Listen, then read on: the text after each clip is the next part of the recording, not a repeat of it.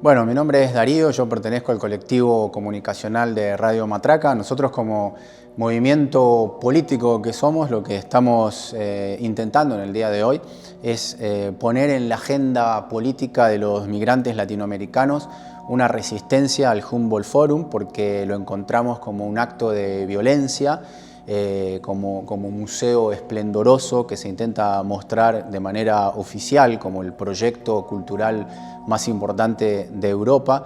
Nosotros estamos hoy acá reunidos para generar debate, para movilizar diálogo y para decir que nos oponemos a que se expongan obras de arte que han sido saqueadas a través de distintos mecanismos de violencia colonial.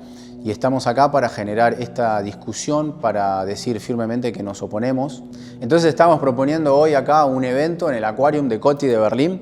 Tenemos a distintas personas que nos van a venir a acompañar. Vamos a intentar proyectar esos diálogos, esa discusión a modo de protesta, si se quiere, porque claramente estamos frente a un acto de violencia vandálica institucional, que es la exhibición de obras de arte que son patrimonio latinoamericano y están exhibidas en el río Esprit. Deberían estar, por supuesto, muy lejos de acá.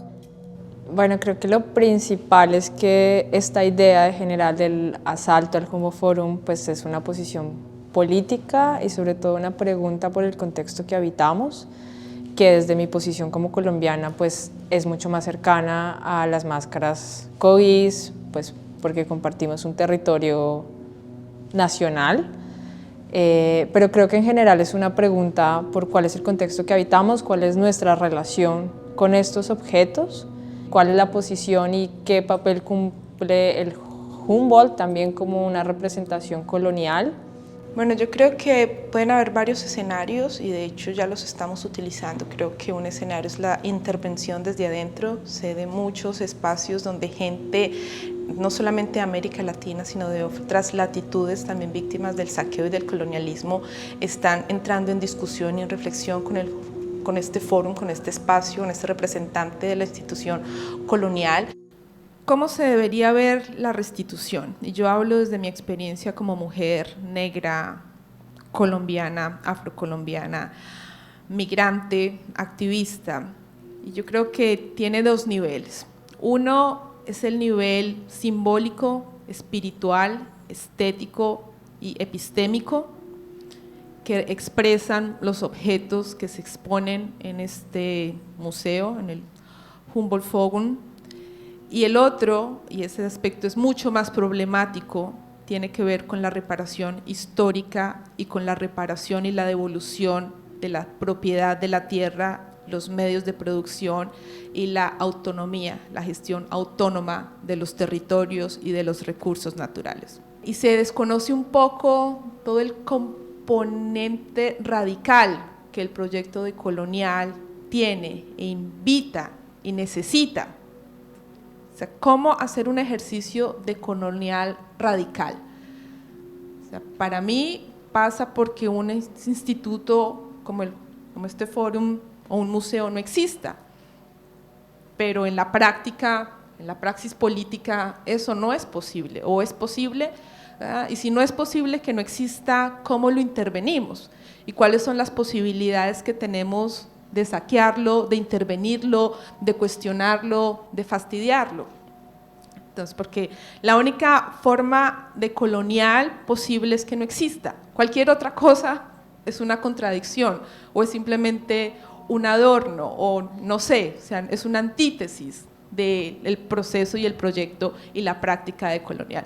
Yo creo que lo que nosotros podríamos hacer o debemos hacer es intentar gestionar otras formas de intercambio de conocimiento, intercambio de saber, preguntarnos cómo es posible o cómo sería posible que los pueblos del mundo se relacionen, intercambien sus culturas, su conocimiento, sus espiritualidades, sus cosmologías, sin estar atravesados por relaciones de poder como el colonialismo, como el racismo, como el imperialismo, el capitalismo y demás.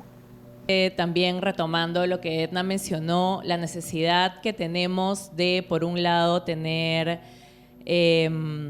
nuevos términos para referirnos no solamente, por ejemplo, el mismo término precolombino puede ser complicado también usarlo porque ahí solamente estamos utilizando el pre y el colombino o lo prehispánico para referirnos a las culturas antiguas, tradicionales de antes de América Abya-Yala.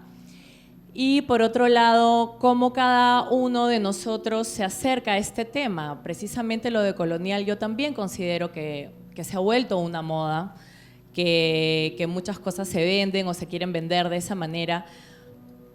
Todos nosotros, cada uno desde su lugar, pienso que tiene que cuestionarse a sí mismo, por un lado, y por otro lado también ver desde su lugar, desde su perspectiva, ya sea en una escala de privilegio desde aquí o desde por aquí, ¿qué hacemos con eso? Uno puede dar el ejemplo de cuál es la relación de una institución colonial como el Museo Colombiano, el Museo Nacional Colombiano, con las poblaciones indígenas. Cuando uno va al museo que queda en la capital de Bogotá, en la capital Bogotá, el museo está lleno de piezas precolombinas, de piezas preciosas que expresan la multietnicidad y la plurietnicidad de la nación colombiana. Y después de hacer el recorrido por el museo y de ver a nivel discursivo la importancia de las comunidades indígenas en la historia, en el patrimonio, en la identidad, tú encuentras a las comunidades indígenas pidiendo limosna alrededor del museo, completamente en la miseria, porque han sido desplazadas por estructuras paramilitares, por terratenientes, por proyectos mineroenergéticos, agrícolas. Entonces los museos, ya sea el Museo Alemán, ya sea el Museo Colombiano, quieren y les interesa la figura simbólica del indígena, patrimonial, culturalista, pero no les interesa el sujeto real de derechos, la comunidad real que tiene derechos.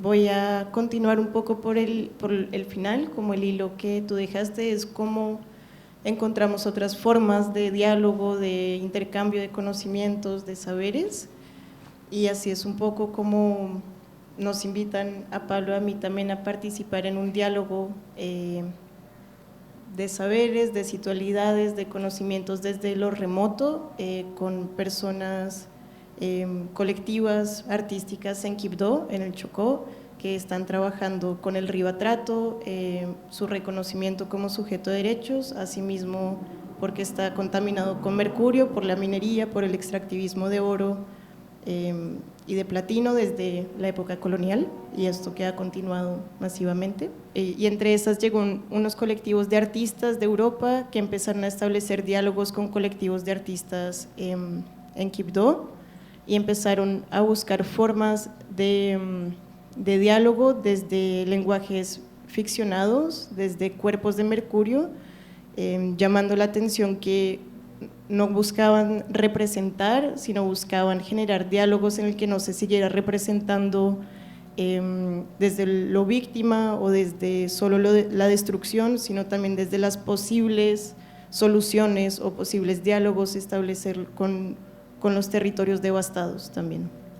La apuesta es un cambio de paradigma, y ese cambio de paradigma ya se está viviendo y tiene que ver con la representatividad, pero no solamente la representatividad vacía de poner figuras en el gobierno para llenar cuotas, sino de poner personas que representan a comunidades, poner personas líderes indígenas, tener una vicepresidenta mujer negra de origen popular de una de las zonas esclavistas en Colombia, como es el Cauca. Entonces, la restitución va en esos dos niveles, la restitución simbólica, pero la restitución material, y la una sin la otra no tiene sentido. Si hacemos simplemente una restitución simbólica, nos quedamos en aspectos culturalistas, exotizantes, y una restitución material tiene que reconocer los aspectos simbólicos, espirituales y epistemológicos de los diferentes elementos que componen una sociedad.